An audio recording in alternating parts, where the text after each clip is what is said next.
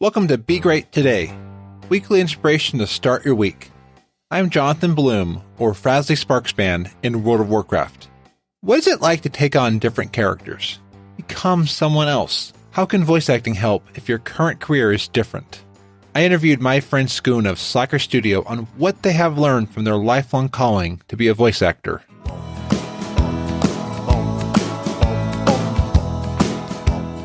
So I am with Skune from Slacker Studio, and Skune was just telling me all about football, and that's not football like we might know in the United States.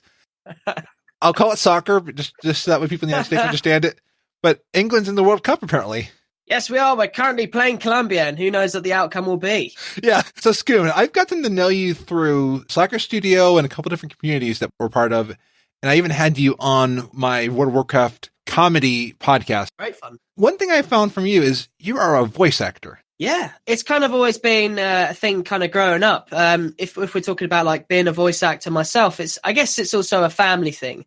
I've grown up in England. In England, we tend to be surrounded by so many different voices and accents. Just even though we're such a small island, you get, your London a little bit more like Cockney and it drags down a bit. That's like my auntie, bless her. And then, if you go over to Ireland, which half of my family is actually Irish. So, you've got stats there, which is a little bit bassier and deeper. We're just so surrounded by accents, even the French, and I'm not even going to attempt that because I'm going to come off like an ignorant Englishman. But because we're surrounded by so much of that, you do naturally pick it up. So as an actor, I guess we do have that advantage. I mean, it's like I can't do an American accent to save my life, and I couldn't tell different parts of America. I'd say, yes, upbringing's been a big part of the actual voice side of it, as well as being in a family of overly social know-it-alls, nurses, sound engineers, the works. You've been ingrained with it from the beginning. Yeah, absolutely. What is your acting experience? I've always, since I was a kid, I wanted to be an actor. And it really changed when I finished college. Now, college for us is, I think, high school out in the States. So it's just before university level. It was a real big decision. I mean, I was an actor throughout school. I managed to, when we finished year 8, after we did our first major set of exams, I managed to get Best Actor of the Year, which was brilliant. I then did acting in my secondary school, which was such a great relief because it was like, in and amongst all the education, there's always that one thing you could look forward to. Even though I did thoroughly enjoy things like IT and DT, drama was always where it was at because it's not necessarily acting like another person, but knowing that you have that aptitude, the skill. So yeah, it followed me throughout school. And then I did it in college, which was really at its apogee. We had an entire theatre space for ourselves in Haywards Heath. And so that was 2 years of just constant acting. It was a BTEC. So for English A-levels, that's a major course. So it was constantly doing soliloquies, group projects, a main play. So every Christmas we did a big play for the community, like Lion, Witch and the Wardrobe. So I guess my acting experience has been from a young kid. And I was going to go to drama school. However, I also really loved film, and I know that acting, even in the UK, well, anywhere in the world, to be honest, is such a difficult gig to get into. So for me, it was more like, what can I actually do as a profession and still maintain this love of acting, which I know is never going to leave me. So yeah, my acting experience is all the way up to college, but sadly, I chose a different path before I went off into drama school, such as RADA or any place such like that. What is one bit of advice you would give an aspiring voice actor? I mean, I'd ingratiate myself in conversation with people who would have different accents, different ways of expressing their feeling. And really, when you listen to someone, listen to how their voice bounces, how they say sentences, how they articulate.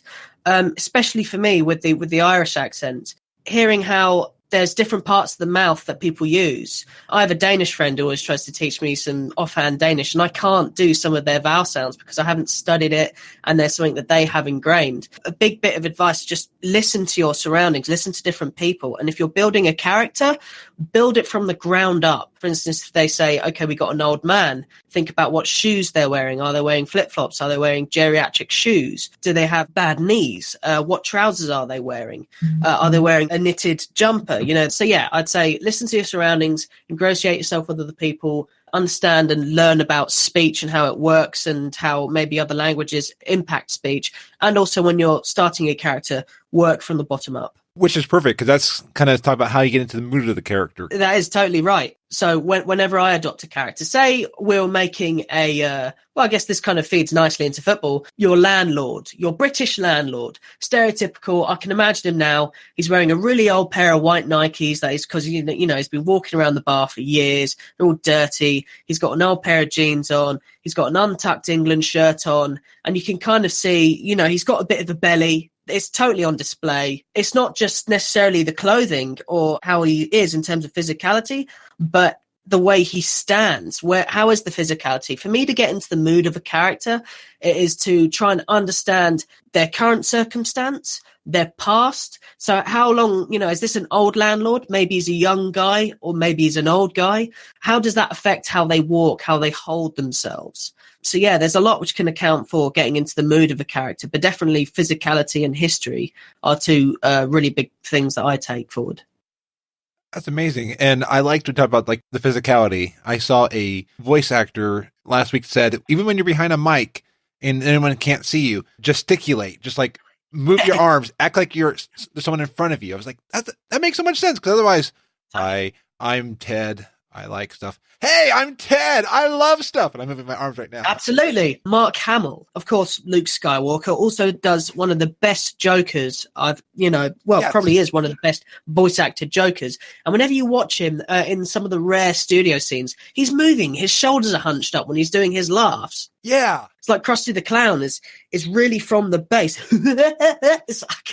It's so physical when you're doing it as well. And Billy West is one of my favorites. The guy who does all the Futurama ones. Yes. And he's one of my favorites. If you watch him, you know, he'll change his face, you know. So if he's doing Zoidberg, he kind of brings it down. Young lady, go to the dumpster and fetch me a sandwich. Leave the maggots on it. You know, he had Stooge sounds to it. The Stooges are brilliant for that. So totally is. It does. That works so much.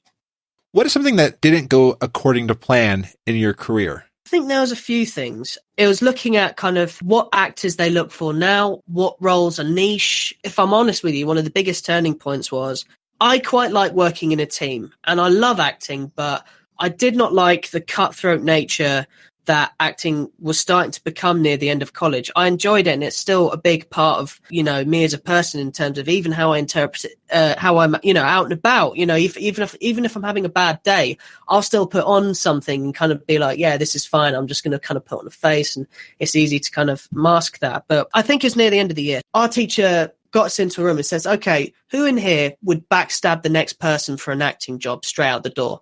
And everyone put their hand up. Like, no matter who, it doesn't matter. And he goes, no, literally, if you had to sabotage somebody else's career to get ahead, would you do that? I didn't put my hand up. Neither did a few of my other mates, but most of them did put their hands up. And it was such a shocking moment. So, I mean, I get it. You know, we're all fighting, and it is, the career of acting is a fight. And it really is. It is a test of mentality. Hence why so many actors and actresses are depressed. It takes so much out of them to find a job, to think, when's it next going to come in? And am I delivering enough? There is so much behind it. So for me personally, that's why it didn't go according to plan for me. I wasn't ready for that. I didn't feel like I could become that in myself.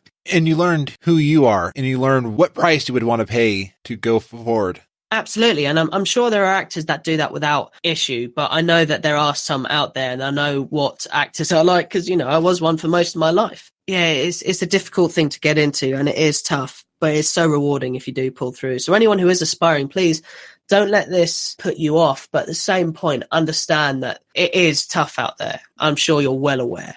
Because acting has been a part of you, what is something that you have learned from working in acting and voice acting that has translated into your current profession?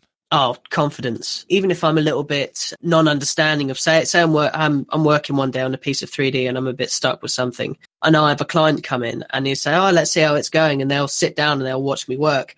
I will literally be stuck. But what I'll do is I know that I can frame it in a way, I can speak about it in a way that would seem not as bad. So when they go out, I can then problem solve, find out what I've done wrong. I think it's just the being able to work in the moment, because in acting there are moments where somebody might go off script or something might go wrong, and you have to kind of, I wouldn't say pull it out your bottom essentially, but Yeah, you kind of have to be able to adapt. So I'd say adaptability and confidence, especially confidence speaking to other people. I have no issue just jumping into a chat with some random strangers. I guess that becomes a part of you. You're doing acting now through like your Slacker studio. You're authentic, but you're projecting an image in what you're doing in your podcasting.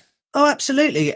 It's things like when I stopped acting in college, even in, say, World of Warcraft, they do this thing called role playing, and I enjoyed helping other people create characters because, that's what I'd done my entire life, was either adopting a character or playing a character. And there are some people out there who really like role playing but don't know how to set up a character. So I used to do that to great effect. Or playing Dungeons and Dragons does so much for that as well, because I can actually do accents and people are like, oh, that's great. You can actually take on that character that we're all trying to imagine. I love it. So yeah, it does, totally.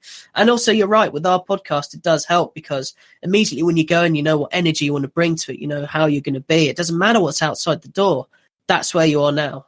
And if somebody wants to start acting, do you have like a resource that you would suggest? I mean, to be honest, I wouldn't think of any books or anything. I mean, as ironic as it sounds, I'd say look at not just Shakespeare, but also modern adaptations of Shakespeare. There's a great play, actually, which is Play of Everything That's Gone Wrong. There must be I think there's a title for it. It's only come out in the last, say, few years, but it's like everything goes wrong in this play, and it's a comedy piece. But I'd definitely say as a resource, I'd watch that in terms of timing. There are lots of things that you can go see. I'd just say go watch theatre. Go watch theatre. Go be inspired. Think about when you hear a line, how you yourself would deliver it. Would you deliver it differently? How would you deliver it? Yeah, go out, watch, read.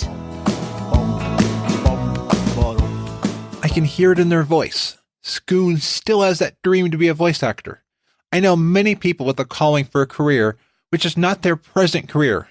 However, like Skune says, voice acting has helped them in their current job. Who knows, Skune may one day return back to voice acting as a job.